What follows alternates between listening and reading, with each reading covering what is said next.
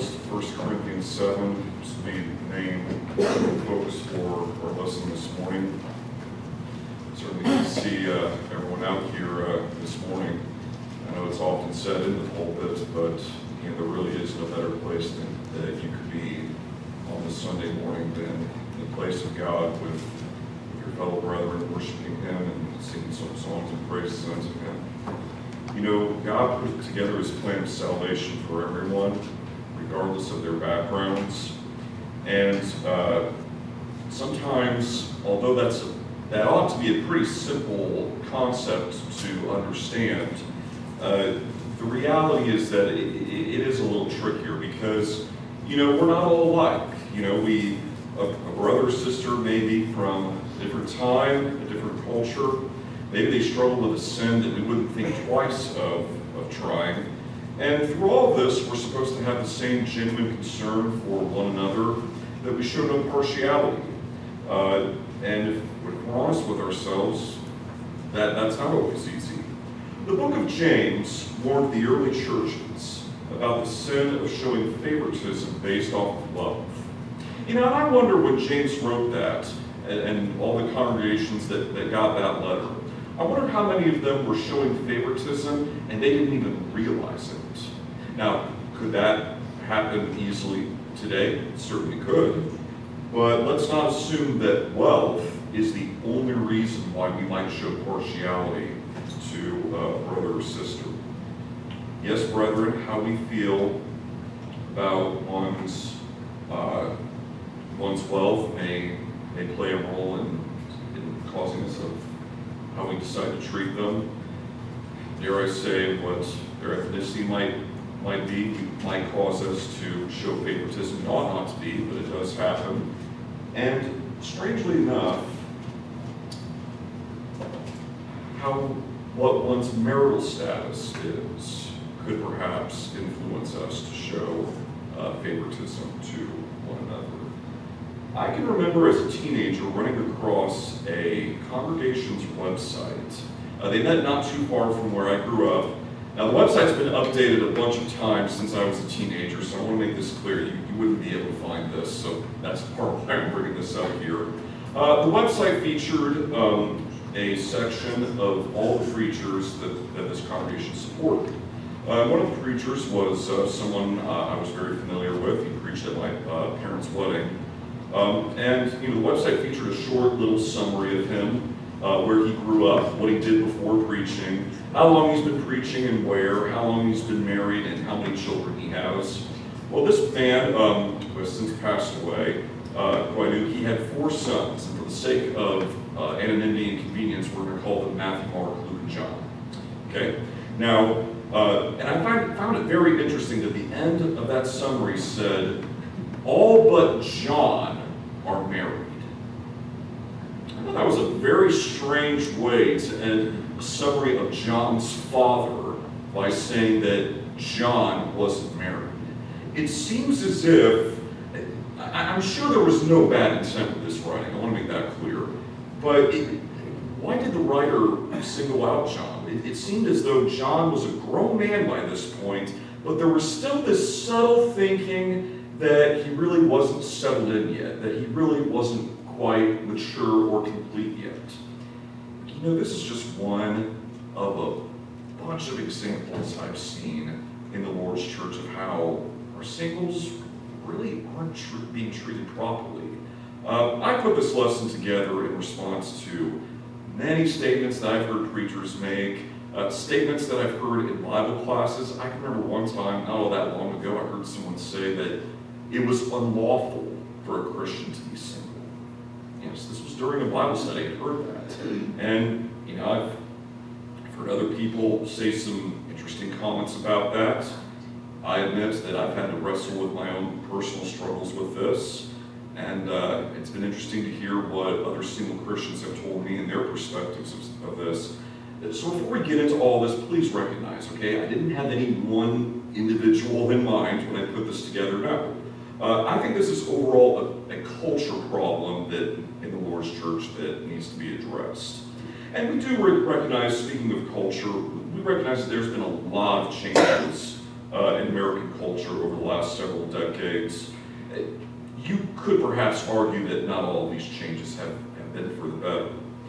But again, we need to be very careful of labeling something unlawful just because it doesn't match all that well with our personal ideas and values. It is, I do recognize, especially as I get older, it is in our nature in ways to compare the present with the past that we remember. But we've got to remember to have a really honest and as unbiased as it possibly can be an approach when studying different generations. It is true that in 1957, more Americans married than ever before and younger than before. And I believe it was roughly the age between 18 to 25. I think it was just less than 100%. It was a very high percent. Yes, we hit the peak in 1957. The numbers are nowhere near what the marriage rates were in 1957. But I think it's very interesting that we look at that timeline, and what's interesting is that not long really after that, marriage was kind of viewed as the last transitional step into adulthood. And it's interesting how that idea in many ways still holds even today, in today's times, roughly 70 years later. But one thing we need to recognize is that the 1950s was anything but a normal time in America. There was really nothing normal about the 50s if you think about it. Crime and poverty were generally at an all-time low. Inflation was down. There was a lot of good housing options available. There were a lot of jobs available. Most of them could provide for a family. Now, was it all perfect? Certainly not. We don't always like to talk about that, but it wasn't a perfect time. But there were definitely a lot of positive factors going on that helped raise the marriage rates overall. Now, I wasn't around in 1957, but I do know this. There were no build-ups to special wedding episodes in popular TV back then. There were no reality shows like The Bachelor, no. Okay? There were no books like The Case for Marriage back then. Not when marriage seemed so secure in its place in society. Well, I'm not from that time, though. I admit that. Okay, I grew up in the 90s and the 2000s, which I now realize, looking back, that was a time when a lot of evangelicals were really concerned about the direction their country was going in. I can tell you that books like The Case for Marriage, and there were a lot of other countless books that I could bring up here, and they were really popular in the Christian market. I can remember brethren recommending a lot of them to me, saying that it would change my life so much for the better. It's interesting because most of these books really weren't written by brethren at all, but here, just read this and it'll answer all your questions and concerns. That was kind of the mentality that was going around back then. Meanwhile, those of you that might remember, the George W. Bush administration in the 2000s, they were ensuring that abstinence-only education would be mandated in public schools. Now, while all of this is going on, the strange thing is that in the secular world, marriage was still being held as an ideal. Dare I say it, but I mean, take the popular show Friends, for example, which literally started off just like that, just 6 friends. And after 10 years of, frankly, one dysfunctional situation after another, 5 out of 6 of them were married by the end of the series. And then I think about all the Disney films that I saw growing up, and yeah, even the boy-friendly ones generally ended with a wedding at the end. I mean, even Tarzan found somebody at the end of the film there. All the happily ever afters that, we became all too familiar with. I mean, even my favorite TV show growing up, the series finale ended with Superman saving the world, but only after he ties them out with Lois. It's interesting. So, yeah, you could make an argument that our secular culture doesn't value marriage. Yeah, you could make a good argument about that. But in many ways, it really does still hold up marriage as the ideal. The majority of people, and I'm not talking just Christians, okay, but the majority of people in general that participate in relationship studies, almost all of them claim that, yeah, they'd like to marry someday. But we've got to recognize that this really isn't the same housing market or economy from years back. The jobs are not what they used to be. We're raising a family is not what it used to be. So, of course, marriage rates have gone down since then. We have a lot more people who are widowed that will live decades after their spouse passes. We're seeing more of that. We're seeing more people who have never married at all. And so we're seeing these percentages rise. Now, when you realize that these numbers really aren't all that different from generations in the 1700s and 1800s, maybe we would do well to realize that such numbers don't necessarily threaten our future. And I know the future overall is something that we really do worry about. I can remember not long after 9/11. I turned 10 just after 9/11 happened. I can remember in the weeks that followed, there were a bunch of American flags that were being shown on front porches afterward. I can imagine it wasn't just my streets, of course, where that was the case. Most of you that were around maybe perhaps remember that. Yeah, that was an overall trend that was going on in the country at the time. And why did we do that? Well, it was essentially the main reason we did that was because we were scared. We felt our security being threatened. And so we clung on to this symbol of freedom. And in doing that, it brought some comfort during an uncertain time. And over time, the flags gradually came down. Was it because we were less patriotic? No. We had adjusted to a new norm.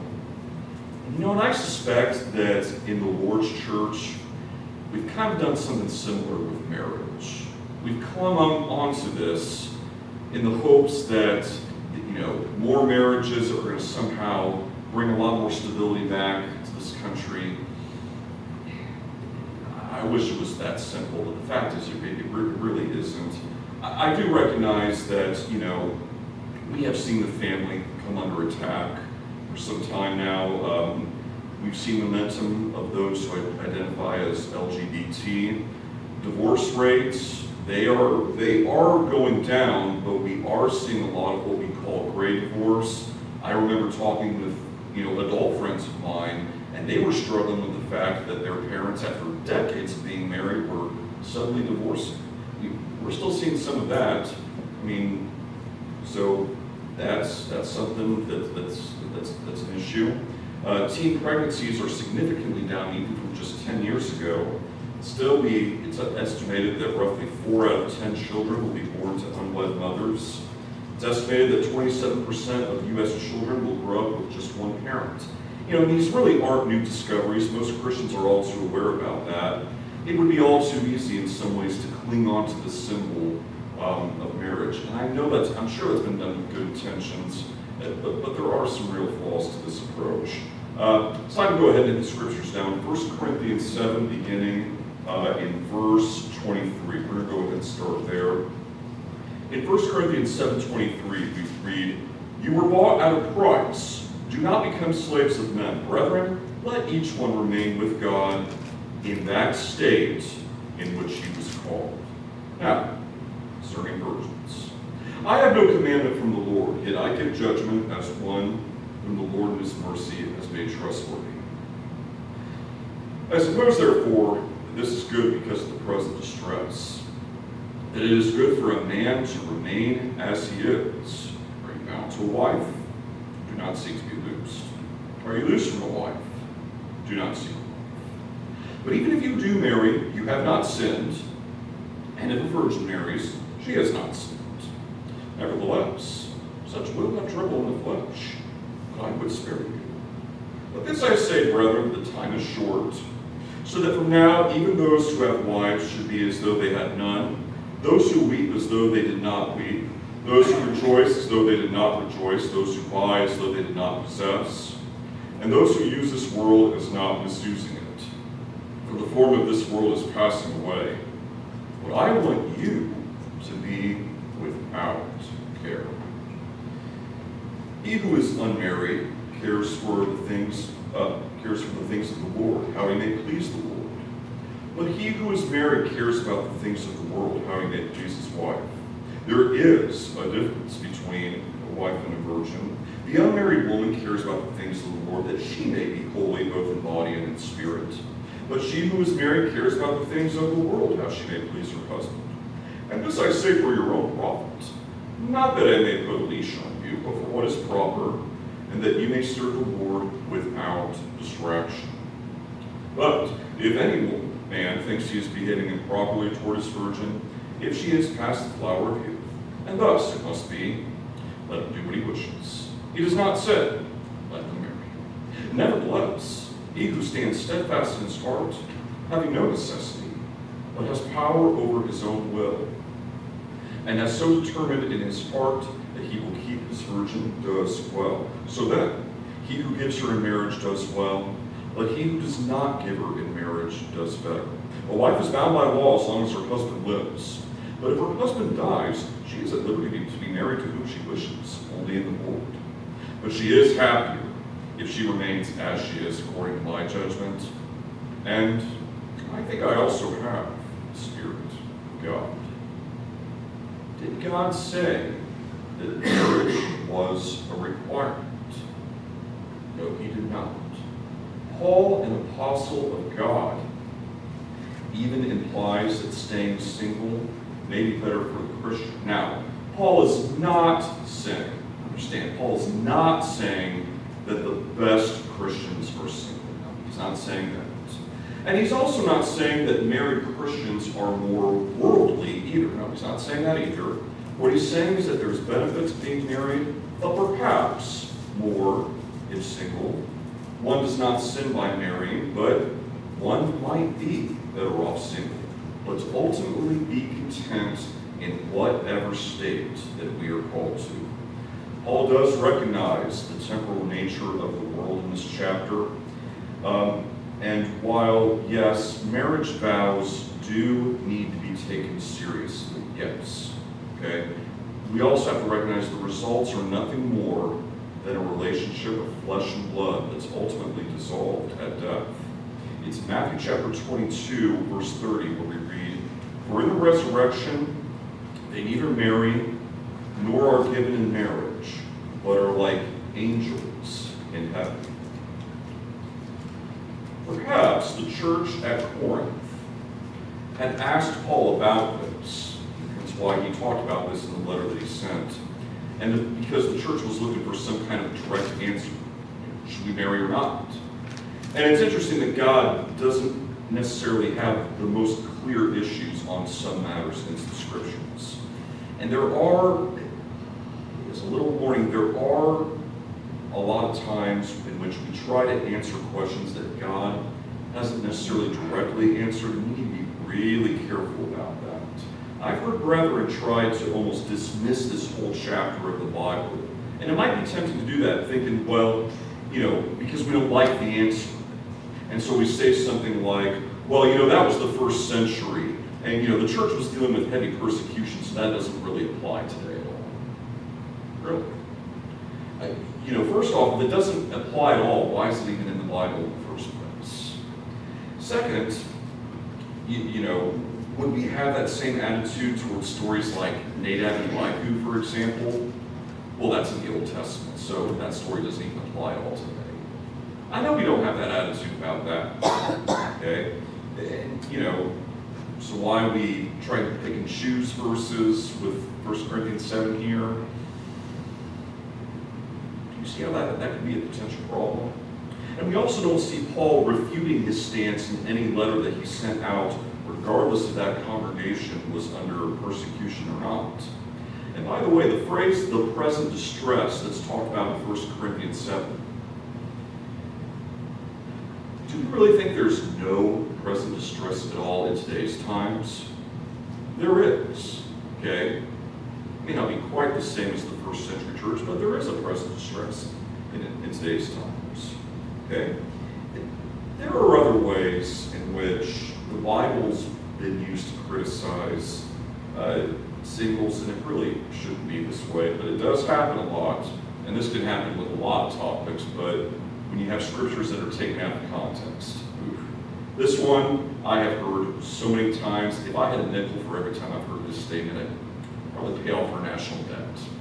It's a little bit of an exaggeration, but I've heard this statement a lot. Well, it's not good for man to be alone. it's interesting, some Christians might negate 1 Corinthians 7, but then we're just going to automatically jump to this verse here.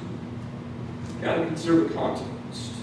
Genesis 2:18 wasn't about the first century church. It was about the very first person. I mean, Adam had truly no one to talk to, animals at best. God has since established his church with commands for us to help one another, bear each other's burdens, to truly be a family. We talked about that some in the Bible study this morning. As we read in Matthew chapter 12, verse 46 through 50, while he was still speaking to the people, behold, this is Jesus, his mother and his brother stood outside, asking to speak to him. But he replied to the man and told him, who is my mother and who are my brothers? And stretching his hand towards his disciples, he said, here are my mother and my brothers, for whoever does the will of my Father in heaven is my brother and sister. Yes, you can quote that it's not good for man to be alone, but when you don't reach out to a single brother or sister, you don't invite them to social gatherings, you minimize or laugh at their struggles, you don't really show appreciation for them, well then you're not really being a brother or sister. You are, in many ways, ironically, doing your part to make them feel alone. A verse that we kind of take out of context if we're not careful. Proverbs 18:22, he who finds a wife finds a good thing. We understand that the book of Proverbs talks about some general truths. Okay? Did Samson find a good wife? We know that she deceived him. Ahab? Well, he was a bad king to begin with. Yes. Jezebel, in a lot of ways, made him worse. Okay? I'm not denying that this verse is in the Bible. I'm saying, as we should for any verse in the Bible, keep the verse in its context. And this one, I've only heard it a couple of times, but I am truly amazed by the way that we have misused this verse. Better to marry than to burn. Well, let's take a look at the context there again. 1 Corinthians 7, starting in verse 6. Now, as a concession, not a command, I say this. I wish that all were as I myself am, but each one has his own gift from God, one of one kind and one of the other. To the unmarried and the widows, I say that it is good for them to remain single as I am. But if they cannot exercise self-control, they should marry. For it is better to marry than to burn with passion. It's true that some Christians really should marry. Does this mean that a Christian is incapable of self-control? Yeah, I think we know the answer to that. We'll talk a little more about that later, but again, keep the verse in its context. Does verse 9 negate verse 8 of that chapter? No. Does it negate verse 1 of that chapter? No. I mean, if you want to go to extremes, does it negate Matthew chapter 28, verse 29, when Jesus talks about that whoever lusts after is guilty of adultery in their heart? Can we just negate that verse? Again, I think you know the answer to that. Okay? We have to take into account what all the scriptures say, not just the ones that we like to quote. And this goes for any complex topic in the Bible. What we don't need to be doing is try to simplify the Bible to the point that we're using it to shame one's marital status. It really shouldn't be that way. There's a lot of other ways in which Christians need to be considerate. Okay? We need to be careful about playing God. I'm not going to talk about every single instance where I've heard some pretty hurtful statements, but one particular instance stands out. I was at a young people's lectureship one summer, and on the first night, it was a Friday, we all went out for pizza after services. Well, it just so happened that I ended up next to a young Christian lady about 5 years older than me. And, there was some connection for the fact that we were fellow Christians, but, nothing really past that. Well, the next morning at this lectureship, I had two brethren declaring a wedding on me.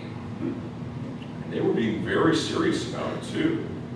Well, having heard about, taking marriage vows seriously, I gently pushed back that they were jumping to conclusions. And one of them snapped at me saying, we had better hurry up before all the good ones get taken. Now, brethren, we don't need to be resorting to scare tactics, okay? You know, I mean, this is the kind of talk I experienced in high school. Surely I wouldn't have thought that experienced Christians would resort to this, okay? We don't need to be resorting to scare tactics. I know we don't do that with married people. I know we wouldn't say to a married person, hey, I know you think you're happy now, but in a couple decades, you really won't be with your spouse at all. You better leave your spouse quickly before you're really miserable. You would never hear that statement, okay, in a place. But somehow when we're talking to a single, that logic goes out the door. It shouldn't happen, but it does, okay? You know, I was pretty hurt by that. And honestly, if it wasn't for the fact that I had driven my sister to these services, I'd have probably just gotten up and left right there. And I probably wouldn't have gone back. You know, I understand that brethren notice that when people are talking to each other, sitting by each other, or whatever good intentions you have, okay, be mindful of not spreading potential gossip. Okay, be mindful of not embarrassing anyone. You know, and this is especially true with children. As a middle school teacher, I deal with children who have to put up with, you know, their fellow students asking them, hey, do you have a boyfriend or girlfriend? You know, sometimes adults question them about that. I even remember a few times when, you know, an older lady asked me if, you know, if I'd be interested in marrying her daughter. I still remember this 20 years later thinking, why are you asking me this? I'm 12. Okay? Why are you asking me that? You know, I know all of that is funny from a distance, but I think we can understand, okay, this can be pretty hurtful if we're not careful. Okay, when I was briefly part of the Singles Facebook group, I was particularly surprised at how many 18 and 19-year-olds were there, and they were expressing at how much pressure they felt in not being married yet. 18, 19? Thing is, though, I kind of understood. I had experienced a little bit of that growing up. You know, I know that we're very sensitive to the idea of LGBT propaganda being taught at a young age. But you know what? We need to be very mindful of what we're teaching our children, okay? Because Christians don't need that kind of pressure. You know, children don't. And you know what? Adults don't either. And I'm not saying that you can't introduce singles to one another, but be considerate. I think it's interesting that 1 Corinthians 7:13 through 16, where we read, if any woman has a husband who is an unbeliever, and he consents to live with her, she should not divorce him. For the unbelieving husband is made holy because of his wife, and the unbelieving wife is made holy because of her husband. Otherwise, her children would be unclean, but as it is, they are holy. But if the unbelieving partner separates, let it be so. In such cases, the brother or sister is not enslaved. God has called you to peace. How do you know, wife, whether you will save your husband? How do you know, husband, whether you will save your wife? I think it's very interesting that here, Paul never completely says a Christian has to marry a Christian. Okay? Paul's not necessarily encouraging marriage to non-Christians. Does he permit it? Yes. Okay? Why is that? I think it's because our God understands that, you know, just because two individuals are Christians and roughly the same age, that doesn't automatically mean that they're compatible. You know, and brethren, I encourage you, be mindful of trying to set up two people who just don't match that well. Okay? You are not God. You don't always know what's best for somebody, regardless if you think you're doing this out of love. You need to know your place. I believe Romans 12 talks about the need to be renewing our minds.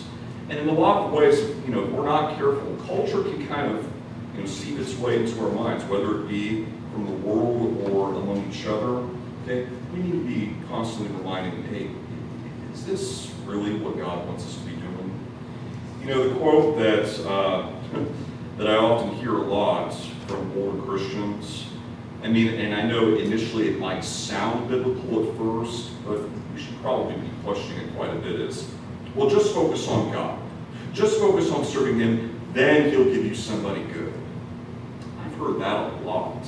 First off, okay, shouldn't we all be putting God first?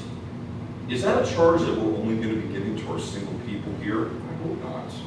Okay. Second, it implies that singles must not be spiritually mature and that those married are. I don't think you have to look very far in society, if, dare I say, among the Lord's congregations, to realize that's not always the case. Third, it implies that marriage is some kind of reward. Folks, people are not prizes to be won.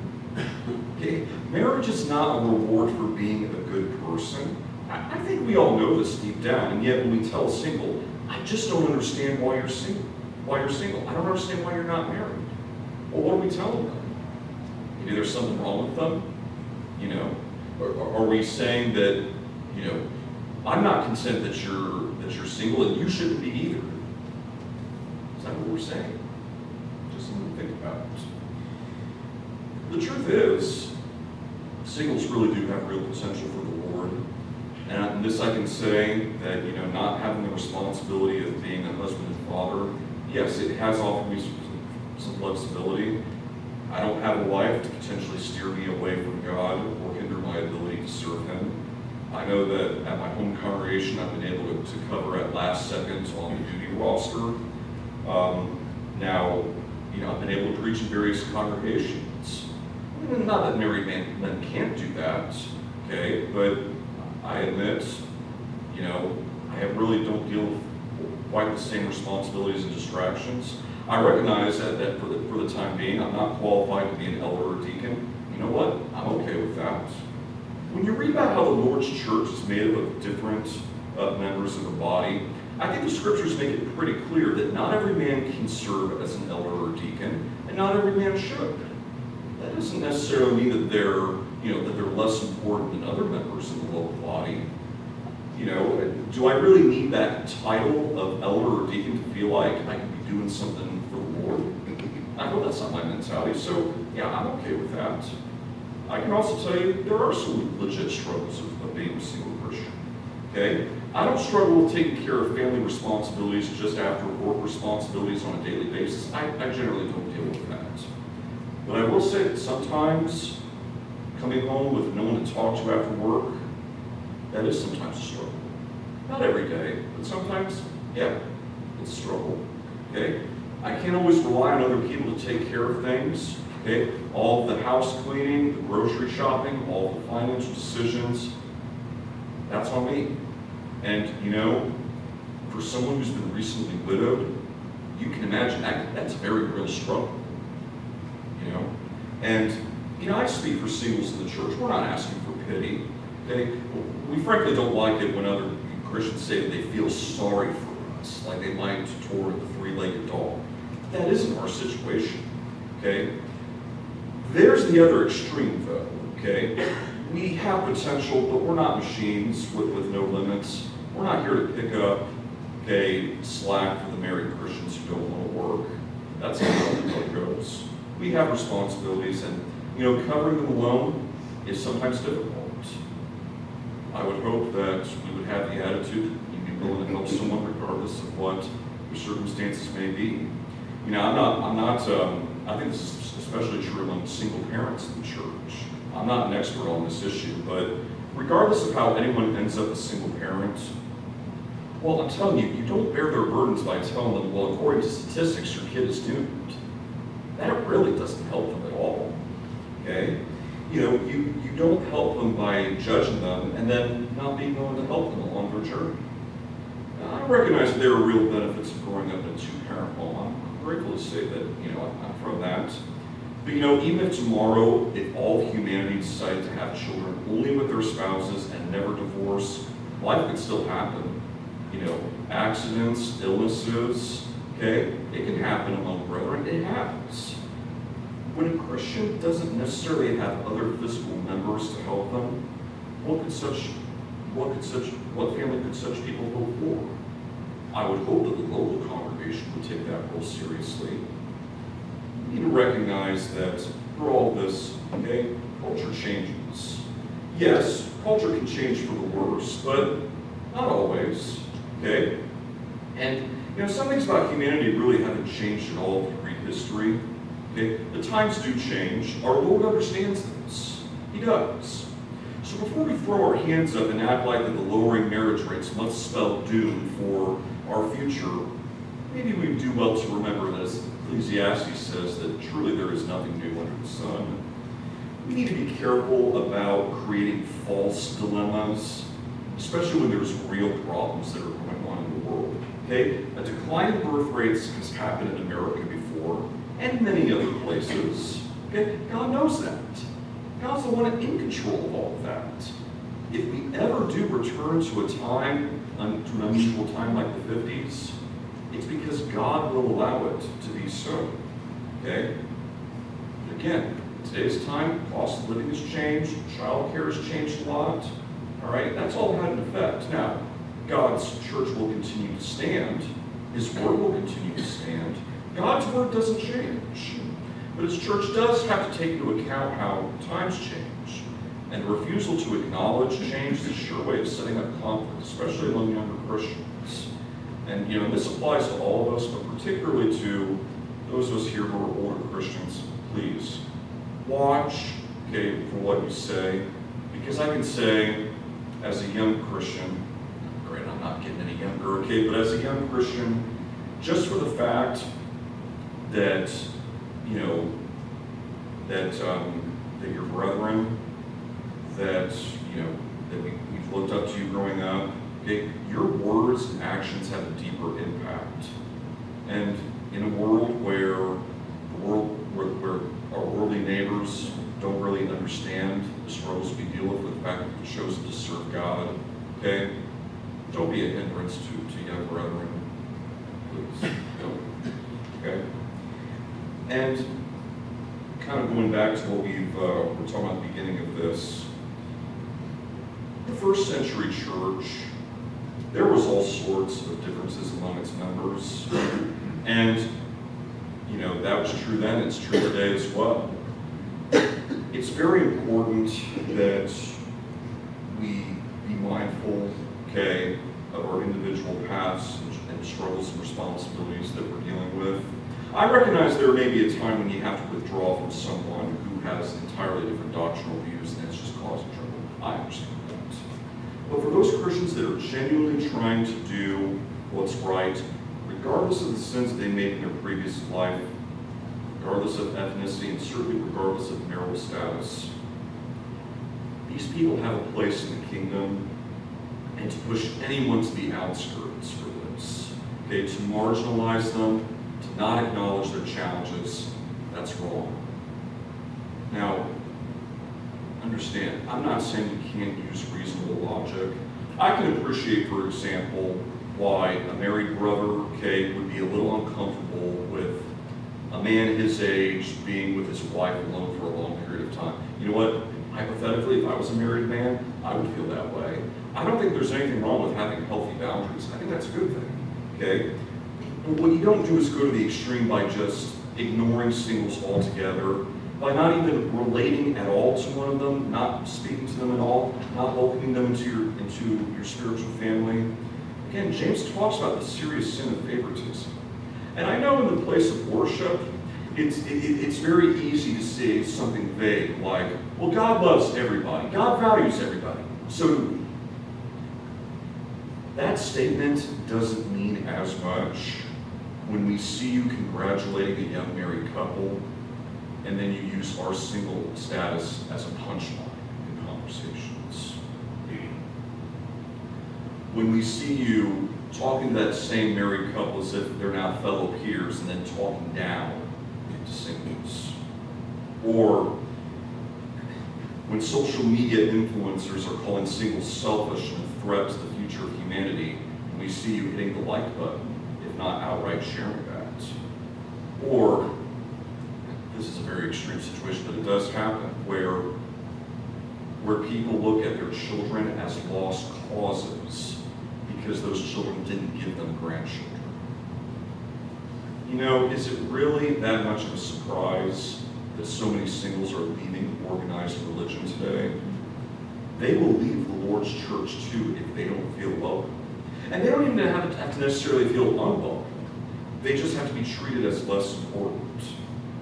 Again, I speak for myself and other singles in the church. We recognize not everyone can fully understand the things we have to live with on a daily basis, but we do ask that you appreciate the circumstances for what they are, as opposed to not even acknowledging it or joking about it. I don't doubt that raising children in the church today is important. I don't doubt that the family's been under attack. I don't doubt that marriage has been under attack, but perhaps in our attempt to overcorrect that, our singles are being neglected. Growing up, I'm starting to realize this. The church was very strong against preaching about the prosperity gospel for good reasons. Here, do this simple thing and give me some money, and God's going to bless you with all this abundant love. Growing up, I heard a lot of firm stances against that for good reasons. All without fully realizing it, they were kind of embracing a prosperity marriage gospel. Here, just follow this simple formula, okay? Read this book here, and then God's going to give you a long, happy, healthy marriage. You'll always feel fulfilled. You won't struggle financially. Your children will always listen to you and love you. I think we know that that's not really realistic, but I speak to my generation, this is what we were taught, growing up.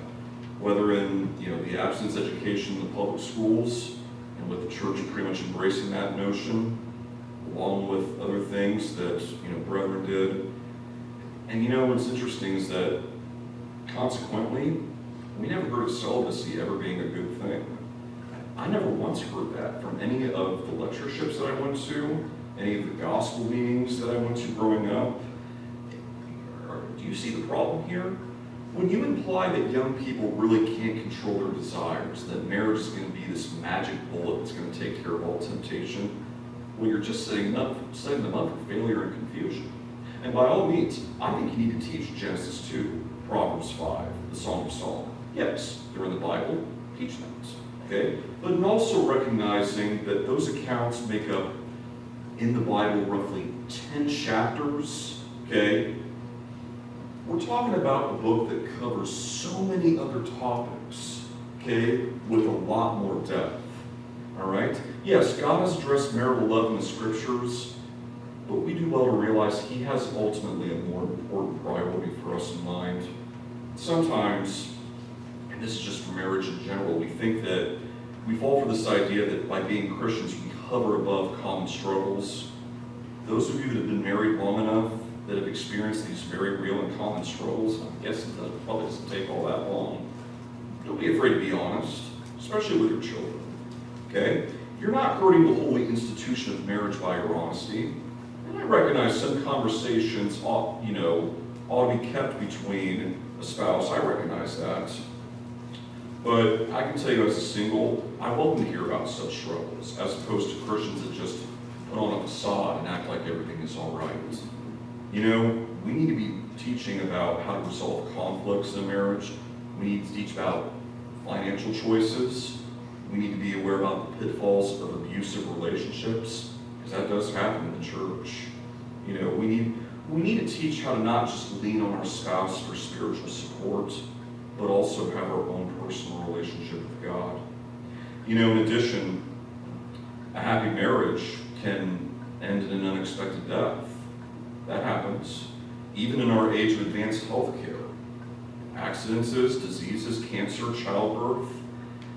Again, sometimes we resort to scare tactics. Well, who's going to take care of you when you're old? Well, statistically speaking, okay, do you really want to die alone? Well, statistically speaking, at least half of us will. One person in a happy marriage eventually, if God permits, is going to die first. And that's not something we should shy away from either. I can remember when a preacher stated how, we shouldn't marvel at a married couple that makes it to their 50th anniversary, because that will be the norm in society. I'm not sure if it certainly wasn't the norm prior to the 20th century. And even today, can you think about all the ways that a marriage could have ended in over 50 years? Now, if a couple makes it to that anniversary, should we celebrate with them? Yes. But also realize and praise God for that too, because ultimately, it was God who allowed that to be so. And You know, any child of God ought to learn early that you don't always get what you want in life.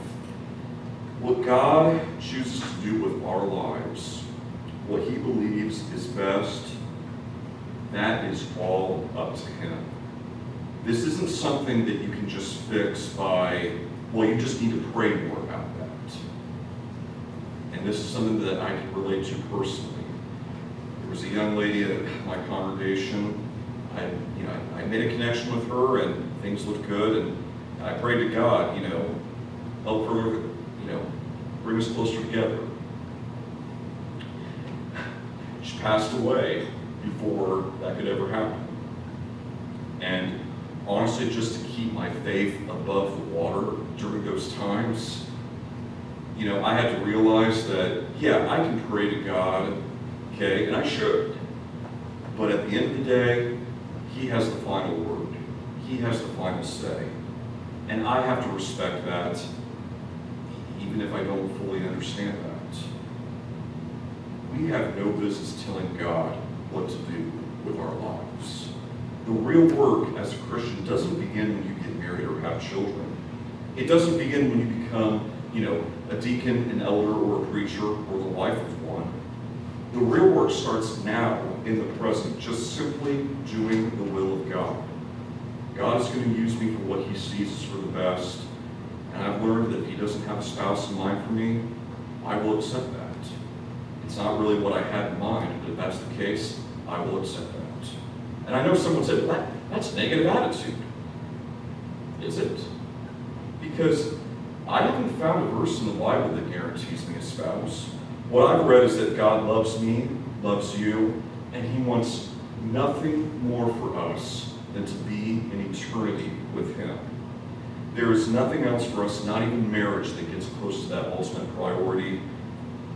And believe me, I've had to learn that the hard way. Regardless of the relationships that we may have here on earth as Christians, it is Christ who ultimately completes us, not a so-called soulmate.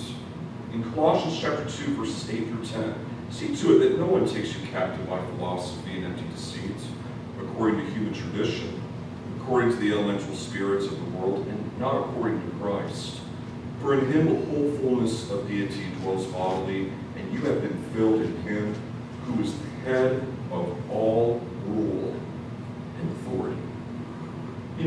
I sometimes wonder if we really believe the words of some of the hymns that we sing. In Christ alone, my hope is found. Where could I go but to the Lord? There's no other friend on whom I can depend. Build your hopes on things like marriage? No, on things eternal. And I know that Thou will be with me until the end. Do we really believe that? Do we live by that? Do we, by our actions, create a culture welcoming for all Christians, regardless of their marital status? I hope we do. And I hope you realize that there's serious work that needs to be done with that. This isn't a sermon that, you can hear one time and everything's going to change. It's going to take some time for, the congregation's culture to change for the better. One lesson alone isn't going to change that.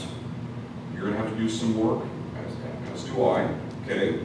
It may require us going out of our comfort zones, practicing some more humility, and a lot of prayer. But most importantly, okay, you're going to have to do your part of just simply submitting to God. Christ died not for an elect number of people, okay, but for everyone, regardless of their walks in life, okay? He has invited us all. He wants us to be a part of His family.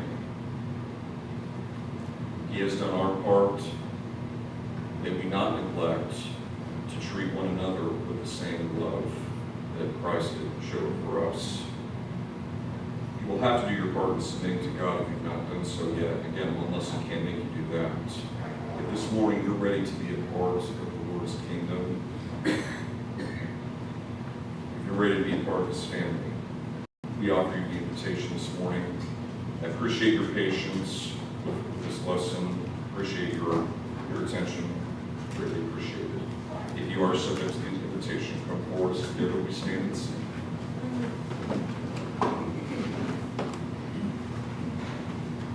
Tis so sweet to trust in Jesus, just to take Him at